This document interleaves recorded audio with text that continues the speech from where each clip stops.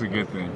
That's what we all came here for, play against the best teams in the country and play in Maui and places like that. And I think it'll be a good experience for the young guys, and for the older guys, we just gotta stick together with the young guys and just teach them.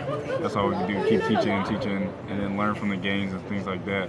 And I think if we do that, we'll be just fine. I know last year's team is last year's team, but do you guys at all talk about last year or bring it up with the younger guys and say, we can surprise everyone too? Yeah, we often bring it up. You don't want to forget about last year. There's things that you can learn from it, learn from the beginning of the year, the end of the year. So we just try to teach those lessons to the young guys, and they're responding well. And it's just a collective group. We just got to learn from what happened last year. Street fight a 16-17 thing, or is this going to carry on? It's definitely going to carry on. It's an everyday thing now, not after just a loss or anything like that. It's an everyday street fight in practice. It's one of the most competitive teams that I've been a part of. Obviously everybody's going to talk about what Derek left here, what Zach left here, even what DJ left here. But is it almost unfair to kind of look at you guys in that way, as far as you know what I mean? Is it almost unfair to kind of like gauge you guys against last year's team, or even talking? You know what I mean? Yeah, I know what you mean. I wouldn't say it's unfair. It's expected. You only have one thing to go off of, and that's last year. So, we're not too worried about it. We know we're a different team. It's a new year, and we have to create our own identity, and that starts when the game starts. How's Yak changed kind of defense? John referred to him as kind of defensive coordinator, basically.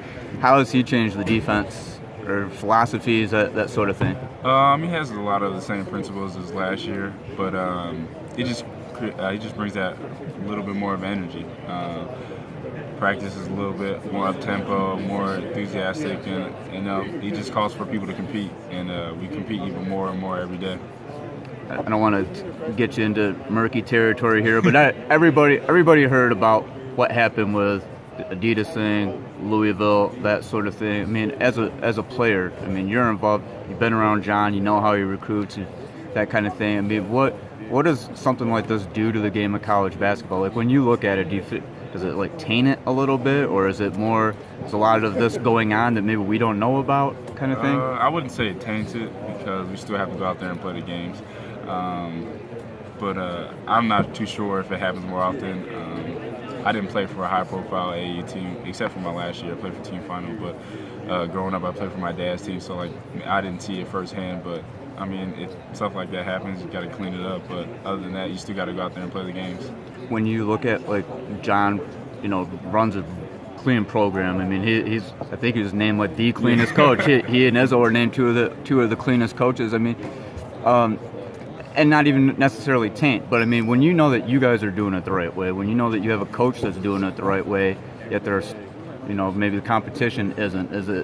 What is the feeling like? What is the feeling of that? That you know that there are people out there bending the rules. Yeah. When you guys try to abide by them, what is the feeling like? It feels good to know you have a program. You're part of a program that you can be proud of. You know that there's nothing going on that's shady or anything like that. And I think it's a testament to Coach B and how you can be a clean program and still be successful. We've been to Final Four, Sweet 16s, Elite Eights, things like that. He's just been just as successful as other coaches that have been involved in that. And I just think that you can do it the right way. Where have you improved? What differences are we going to see in your game this year? We know you're athletic, you can get to the rim, you can shoot. What else are we going to see, or just improvements upon all of that? I think improvements overall, and I think the biggest step is leadership. We lost a lot of our seniors, not just Derek and Zach, guys on the bench were leaders, and I just think I'm taking that step into leadership, being more vocal, trying to be more vocal. I'm more of a quiet guy, but I'm trying to lead by example and things like that. Derek was kind of a little bit quiet. He got more vocal toward the end. Is it as easy as simply raising your voice? What goes into being more vocal? I think I'm more of a pull a guy to the side and more a personal conversation, because not everybody responds well to yelling at each other and things like that. So you just got to find out what individual responds well to which way or which method. And the coaches told you that you're going to have to be